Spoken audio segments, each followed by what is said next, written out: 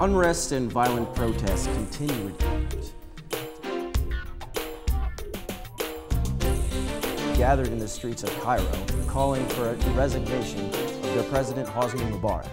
That tension caused a group of nearly 100 people to have a protest of their own on High Point Road in Greensboro Friday. They're showing support for their friends and family still in Egypt. Sam Baranowski has their story. We don't need any more Hosni Mubarak. Cold rain. It's freezing but out. It's worth it. Yeah. It's worth it. Hot emotions. Get out, Mubarak. Get out, please. Leave the country to be safe. These protesters have passion. I hate you, Mubarak. You're such a meanie. They're thousands of miles away, but their cries are for a country close to their hearts. My family, I want them to know that we're here for them 100% and that we're always going to be here for them. And that's why I'm here today in this cold, freezing, rainy weather. Rana El-Tawki is a UNC Charlotte student and the organizer of this protest.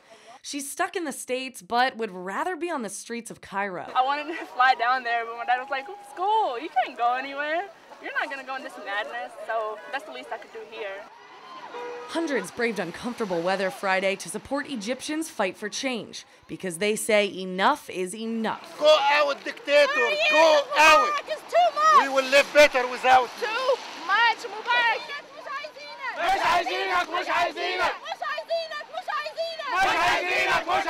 We're just chanting like fall the Mubarak regime, and it just shows you how much the people are affected by that regime worldwide. That needs to stop right now. 3 hours of protesting are Rana's call to the Triad community to support and recognize the struggles her family is facing. And pray for Egypt, hope that it becomes a better place for everyone. Or as you and I would say, Long live Egypt.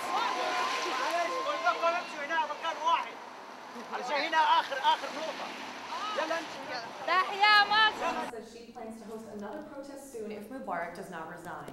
Rhonda Atala, a junior here at Elon, has family living in Egypt and joins us now. Rhonda, your grandmother's still there, right? Yeah, she is. So how have you been keeping in touch with her through all of this? Well, at first it was really impossible to keep touch with her. For a couple of days, we had no way in contacting her.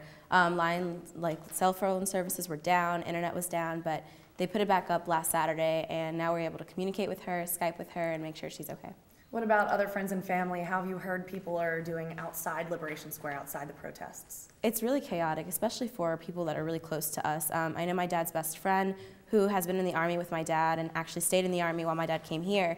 He luckily resigned 2 days before all the protesting started. Yeah. But unfortunately, people still recognize him, people still see him, and the other day, whenever he was around his apartment, people tried to attack his home because they knew that he was pro-Army and pro-Mubarak. And luckily for him, he was able to be just fine, and they missed, and they're standing outside and protecting their homes right now, but they're doing what they can. So being removed from the protests, what are your feelings towards all of this? I feel like it's chaotic. I feel like right now Egypt is trying to make a point, which is amazing, and I'm glad that they're protesting, but for now, they're just becoming another violent Arab country, and I'm not for it. Absolutely. Well, thank you so much for joining us. Back to you guys.